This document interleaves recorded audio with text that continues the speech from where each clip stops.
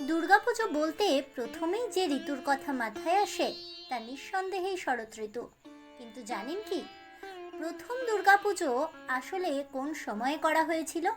আর কেই বা এই প্রথম দুর্গাপুজোর প্রচলন করেন? জানেন, এই চৈত্র মাসেও পালিত হয় দুর্গাপুজো, কিন্তু তার নাম হলো বাসন্তী দুর্গাপুজো। জানেন কি, এই দেবী বাসন্তী আসলে কে? বন্ধুরা, আমার আজকের এই বিশেষ পর্বে থাকছে এই সব প্রশ্নের উত্তর, তাই ভিডিওটি স্কিপ না করে শেষ পর্যন্ত দেখতে থাকুন। নমস্কার বন্ধুরা, অজানার পথের নতুন পর্বে আপনাদের সকলকে স্বাগত জানাই। ফাল্গুন শেষে আসে চৈত্র মাস। চৈত্র মাসে বাসন্তী দুর্গার আরাধনা করা হয়। এ সময়ে বাংলায় দেবী দুর্গা বাসন্তী রূপে পূজিতা হন। শ্রী শ্রী চণ্ডীতে দেবী দুর্গার যে পুজোর উল্লেখ পাওয়া যায় সেখানে বর্ণনা আছে, বহু বছর আগে একটা সময় ক্ষত্রিয় বংশের রাজা ছিলেন রাজা সুরথ। একাধারে তিনি যেমন ছিলেন সুশাসক, ঠিক তেমনই ছিলেন একজন দক্ষ যোদ্ধা। আশেপাশের রাজ্যেও ছড়িয়ে পড়েছিল তার খ্যাতি। কখনো কোনো যুদ্ধেই তিনি পরাজিত হতেন না। রাজা সুরথের প্রতিবেশী রাজ্য ছিল যবন রাজ্য, আর এই রাজ্যে রাজা সুরথের প্রতি ঈর্ষান্বিত ছিল বরাবর।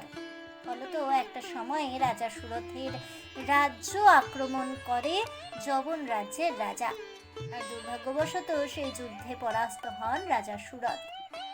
এমতাবস্থায় সুরথ রাজার রাজসভার সদস্যরা পরিস্থিতির সুযোগ নিয়ে রাজার সমস্ত ধন সম্পত্তি লুট করেন। কাছের লোকজনদের এই অপ্রত্যাশিত আচরণে ভীষণভাবে আহত হয়েছিলেন রাজা সুরথ। দিনের শেষে সর্বহারা হয়ে বনে বনে ঘুরে বেড়াতে থাকেন রাজা। ঠিক এমনই একদিন বনের ভেতর ঘুরতে ঘুরতে সুরথ রাজা মেধা ঋষির আশ্রমে এসে হাজির হন।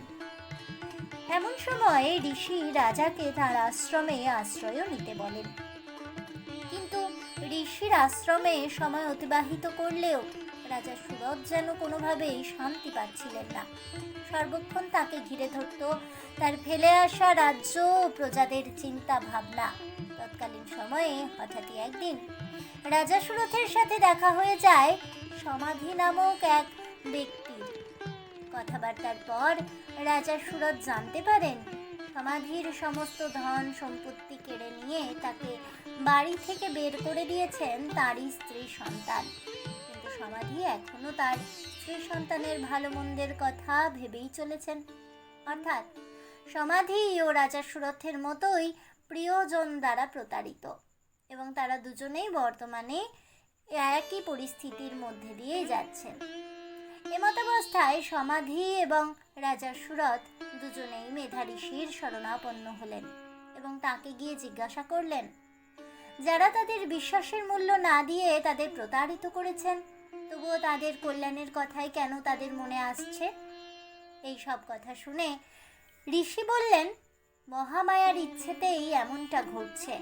এবং মেধা ঋষির পরামর্শেই নদীর ধারে তপস্যায় বসলেন রাজা সুরথ, এবং তারপর দেবী মহামায়ার আরাধনা করতেই প্রথমবার বসন্তকালে চৈত্র মাসের শুক্লপক্ষে দুর্গা পুজো করলেন।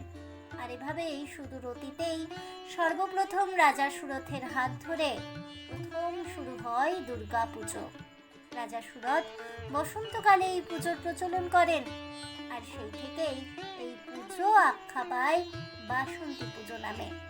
আর দেবী দুর্গা এ সময় পূজিতা হন দেবী বাসন্তী দুর্গা নামে। আজ এ পর্যন্তই।